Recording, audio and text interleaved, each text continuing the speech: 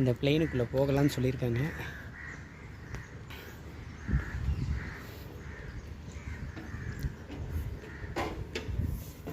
அந்த காலத்தில் ரெஸ்ட் ரூமாக பயன்படுத்திகிட்டு இருக்காங்க. சூப்பராக இருக்குது. இதெல்லாம் லக்கேஜ் வச்சுக்கிற இடம். சேர்ஸு செமையாக இருக்குது.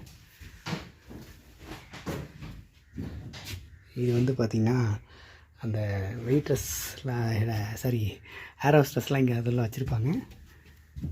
இதுதான் பைலட் ரூம். நம்மளும் உக்காந்துருக்கோம் பாருங்கள்.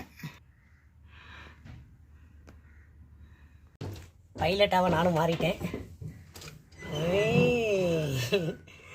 இது வந்து பார்த்திங்கன்னா செமையாக இருக்குது. ஃபங்க்ஷன்ஸ் வச்சுருக்காங்க. என்ன இலவுன்னு தெரியல. இது ஓப்பன் பண்ணுறதுன்னு தெரியுது. இது கொஞ்சம் சேர் தேவைன்னா தூக்கிக்கலாம் மாட்டேங்குது. ஏன்னா நான் வந்து பார்த்திங்கன்னா எனக்கு மிஷின் மட்டும் தான் தெரியுது. மேலே எதுவும் தெரியல. செமையாக இருக்குது. எக்ஸ்பீரியன்ஸாக இருக்குது. பைலட்டோட இடத்துல நான் உட்காந்துருக்கேன் பாருங்கள். ஏரோப்ளைனில் உட்காந்துட்ருக்கேன். ஏரோப்ளைனோட வீடியோ தான் இது. இது 1935 யூஸ் பண்ண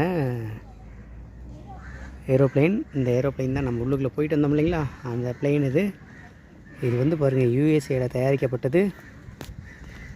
346 km/h வந்து பார்த்திங்கன்னா வேகமாக போகுமாம்மா. பேசஞ்சர்ஸ் தானம்மா. 28 பேர் உட்காரலாமாம்மா. யூஸ் பண்ணது 1975 to 86 வரலும் யூஸ் பண்ணியிருக்காங்க. நல்லாயிருக்கு. ஆனால் ஸ்ரீலங்காவில் யூஸ் பண்ண ஏரோப்ளைன்.